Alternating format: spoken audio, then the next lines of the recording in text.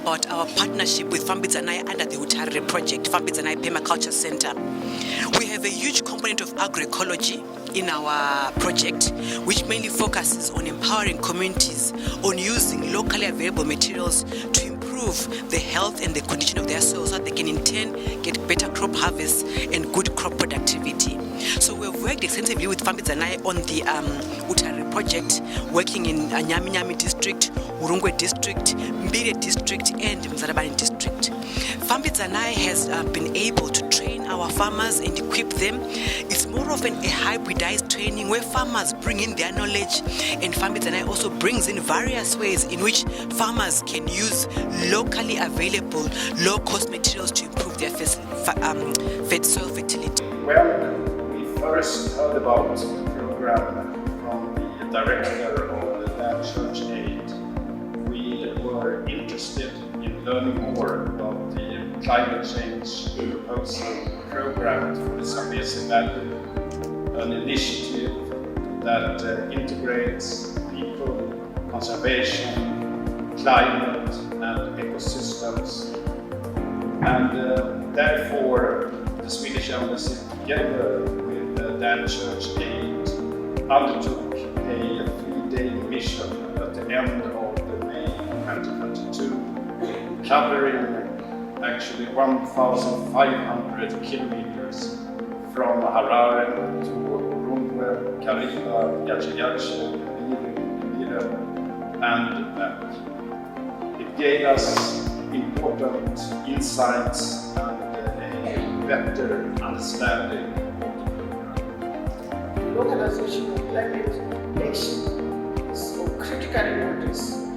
If these actors are to be locally relevant and have greater stakeholder buy-in, this includes strengthening of their direct access to climate finance for us to realize the rewards of principles of locally led adaptation developed in 2021 and increasingly being viewed as best practices for designing and funding adaptation interventions at the local level. So we're really happy with this because as Fambidzanayi, we're one of the leading partners and advocating for agroecology policy promotion in Zimbabwe. We've done some great strides around agroecology policy, and I think the positive news that is there is that I think while the policy is undergoing internal validation, we've managed to get a letter, a formal letter from the permanent secretary, which says we can then start implementing the low-hanging fruits. And we are glad that I think within Utariri, much of the practices and processes that are being mentioned are aligned with the low-hanging fruits. We're talking of the soil and water conservation, we're talking of the small grains value chain, we're talking of even the village business unit. So really that this is happening. I think what we just need to do now is to consolidate all this as evidence and impact of some of the practices of agroecology so that we can convince the government to really accept and then formalize the policy. As you would know, our communities are not liquid enough to be able to buy farming inputs such as these commercial or synthetic fertilizers. And Fambidzanayi has brought in these various ways of dealing with soil fertility. And this has greatly improved the livelihoods of our communities in the sense that when they get seed to grow their crops, they really don't need to worry about buying fertilizer as well. They can use their locally available materials. We've got companies such as the Bokashi fertilizer, which they're now using.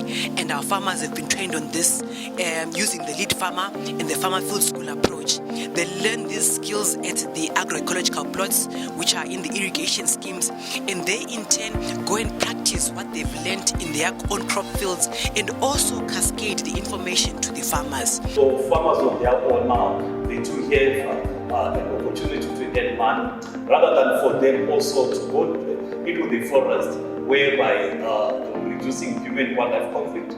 There isn't much poaching that now occurs mostly in our landscape, simply because opportunities have risen within the agricultural sector and some of the livelihoods that we've just introduced amongst our farmers. As going forward, we did establish some VBUs, which are the village business units or simple the nutrition gardens. Within those nutrition gardens also, through the concept of agroecology, our farmers now have learned to practice agriculture without any inputs that are being maybe bought from the markets. They just use local resources for them to produce those particular foodstuffs.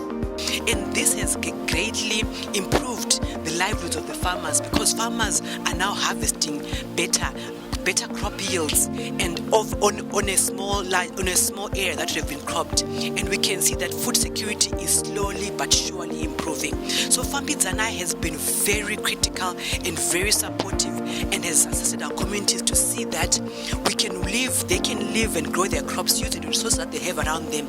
They do not need to look any further, but they can use their locally available materials, which are quite affordable on the pocket. It's just a matter of having enough labor and enough time to be able to do these things. Therefore, our communities are happy, and we want to encourage, and our wish as DCA is that we cascade this information even to the urban populations as well, that people can grow their vegetables, their fruits, and do a lot of their crop production using these affordable methods of growing crops. So we appreciate what Fambidzana is doing, and even our farmers always say that their lives will never be the same again, and they are seeing the efforts of doing this work, and above all, they are learning from each other, which is something that is good, and we always encourage, because as you would know, as development partners, we're not always there in these communities. We get funding, we come in, we work, we go, we look for other funding, but farmers are always there for each other, and the lead farmer approach works very well because they can always cascade information and learn from each other as peers.